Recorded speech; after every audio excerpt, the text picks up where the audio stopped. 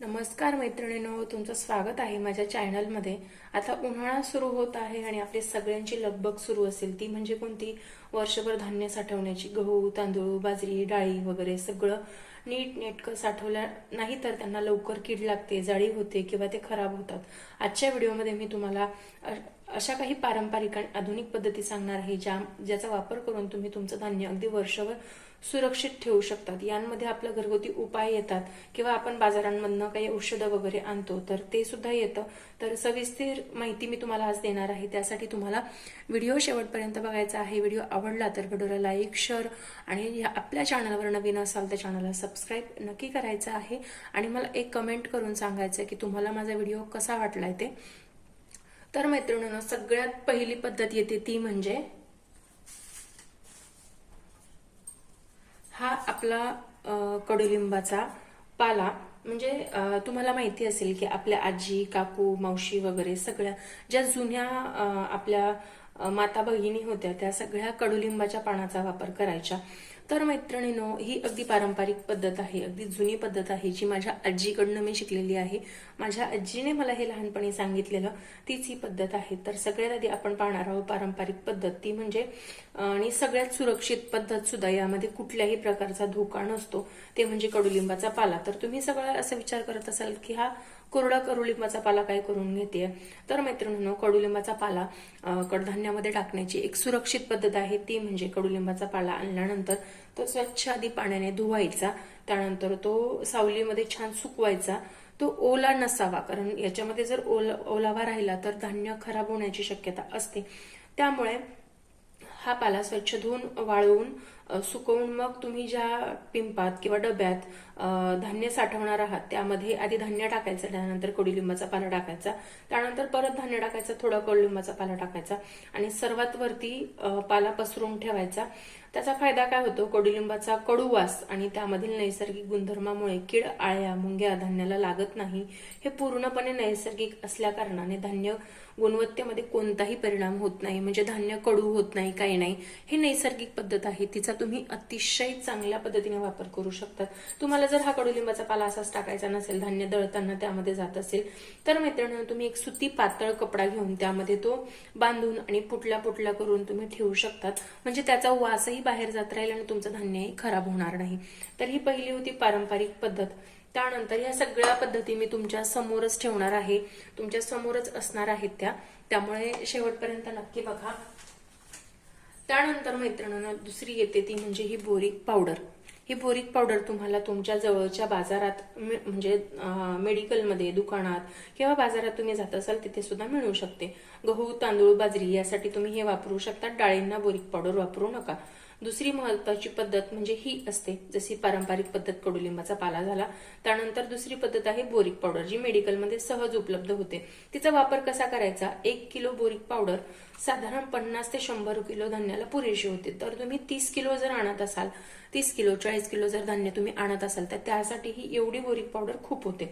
1 kilo boric पावडरसाठी साधारण 50 ते 100 kilo धान्य पुरेसं असतं। धान्य मोठ्या परातीत घेऊन म्हणजे मोठ्या भांड्यात घेऊन त्यावर थोडे पावडर शिंपडा आणि त्या हाताने चोळून घ्यायचे, जेणेकरून धान्याला पावडर लागेल।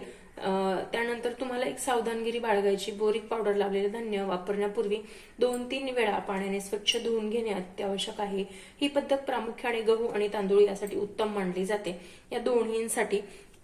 तर बघू शकताय आत्ताच्या म्हणजे माझी मम्मी, मावशी वगैरे ही पद्धत वापरत होत्या, कारण कडुलिंबाचा पाला आता कमी होत आलेला आहे आणि बोरिक पावडरचं प्रमाण खूप वाढलेलं आहे। तर ही बोरिक पावडर आमच्या घरात आत्ता सध्या वापरली जाते, त्यामध्ये येते। तर ही पद्धत सुद्धा तुम्ही वापरू शकताय। तर मैत्रिणींनो, यापैकी तुम्हाला कोणती पद्धत आवडली ती सांगा। अजून 2 पद्धती मी तुमच्यासोबत शेअर करणार आहे, त्या ऐकण्यासाठी, त्या बघण्यासाठी तुम्हाला व्हिडिओ शेवटपर्यंत बघायचा आहे। व्हिडिओ आवडला तर व्हिडिओला लाईक, शेअर आणि चॅनलवर नवीन असाल तर सबस्क्राईब नक्की करायचं आणि मला कमेंट करून सांगायचे माझे व्हिडिओ तुम्हाला कसे वाटतात ते। त्यानंतर मैत्रिणींनो येतं ते औषधी इंजेक्शन किंवा गोळ्या। तर माझ्याकडे आता इंजेक्शन आहे। अनेकांना धान्य चोळायला वेळ नसतो, अशा वेळी बाजारात मिळणारी इंजेक्शन, पाराच्या गोळ्या वापरल्या जातात। तर अशा पद्धतीचे इंजेक्शन आहे, हे मी दरवर्षी वापरते, दरवर्षी मी हे वापरते। तर या गोळ्या किंवा औषध थेट तुम्हाला धान्यामध्ये टाकायचं आहे. थेट न टाकता इंजेक्शन गोळ्यांची पोटली, सुती कपड्याची पोटली बनवायची आहे. एका पिंपात 2 ते 3 ठिकाणी या पोटल्या तुम्हाला ठेवायच्या आहेत. खालीपर्यंत वेगवेगळा थर ठेवा.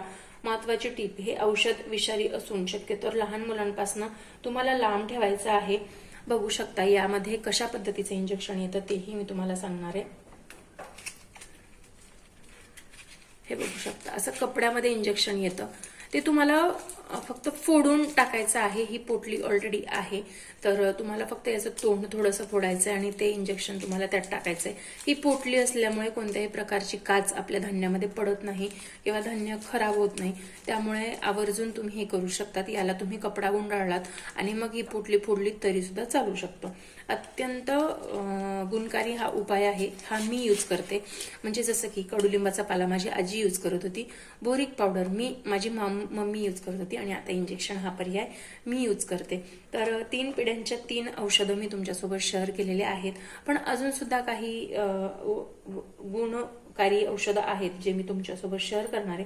त्यासाठी व्हिडिओ शेवटपर्यंत नक्की बघा. व्हिडिओ आवडलाच लाईक शेअर सबस्क्राईब नक्की करा. तर चला, मी तुम्हाला धान्यविषयक माहिती दिलेली आहे. पण सगळ्या शेवटी येतात त्या डाळी. आपल्या घरात खूप प्रकारच्या डाळी असतात.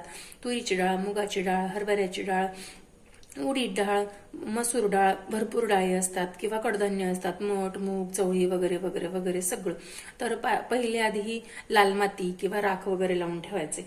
पण आता तसं होऊ नये. डाळी छान मस्त वाळून, तूर डाळ, मूग डाळ, उडीद डाळ यांना कीड लागते. आणि यानंतर त्याच्यावरती रामबाण उपाय म्हणजे काय असतं माहितीये का मैत्रिणींनो? तर रामबाण उपाय म्हणजे एरंडेलचं तेल. तर हे एरंडेलचं तेल तुम्हाला मी इथे बाजूला ते शो करते आहे. इथे शो करेन मी तुम्हाला. जर मला शक्य झालं तर मी ते एरंडेलचं तेल तुम्हाला दाखवण्यासाठी नक्कीच प्रयत्न करेन. तर 1 किलोला साधारण एक मोठा चमचा, म्हणजे 1 किलो जर डाळ असेल तर त्याला साधारण मोठा साखरेचा चमचा इतकं तेल घ्यायचं आहे. डाळ मोठ्या भांड्यात घेऊन त्यावर तेल टाकायचंय. डाळ चांगली चोळून घ्यायची. जोपर्यंत डाळीत एक प्रकारची चकाकी येत नाही तोपर्यंत डाळ चोळायची. त्याचा फायदे काय, तर एरंडेल तेलाला चिकटपणा आणि विशिष्ट वासामुळे डाळीला घुण किंवा कीड लागत नाही. डाळ वर्षभर जशीच्या तशी फ्रेश राहते. स्वयंपाक करताना डाळ धुतली की तेल निघून जातं, त्यामुळे चवीतही काही फरक पडत नाही.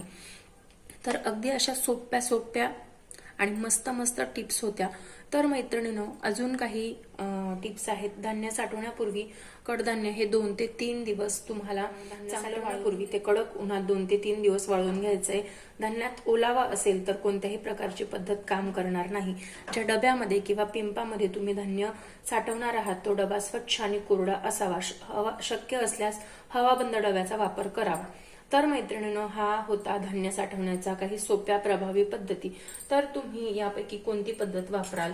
तुमच्याकडे काही खास टिप्स असतील तर मला कमेंट करून नक्कीच सांगा. किंवा तुमच्याकडे कोणती पद्धत वापरली जाते हे सुद्धा मला नक्कीच सांगा. तर मैत्रिणींनो, कसा होता आजचा आपला इन्फॉर्मेटिव्ह व्हिडिओ? तुम्हाला आवडला असेल तर मला नक्कीच सांगा. व्हिडिओ आवडला असेल तर लाईक करा. तुमच्या खास टिप्स काही मला कमेंट करून सांगा. आणि चॅनलवर नवीन असाल तर सबस्क्राईब नक्की करा. सबस्क्राईब केल्यानंतर त्या बाजूचं बेल आयकॉन सुद्धा नक्की प्रेस करा. तर मैत्रिणींनो, चला मग, मी तुमच्या पुढे थोडं थोडं धान्य घेतलेलं होतं, पण आता मला सगळी तयारी करायची आहे. तर तेच मला सगळं करायचंय. तर चला तर मैत्रिणींनो, भेटूया नवीन व्हिडिओमध्ये नवीन काहीतरी घेऊन. तोपर्यंत स्वस्त राहा, मस्त राहा, स्वतःची काळजी घ्या. Bye bye.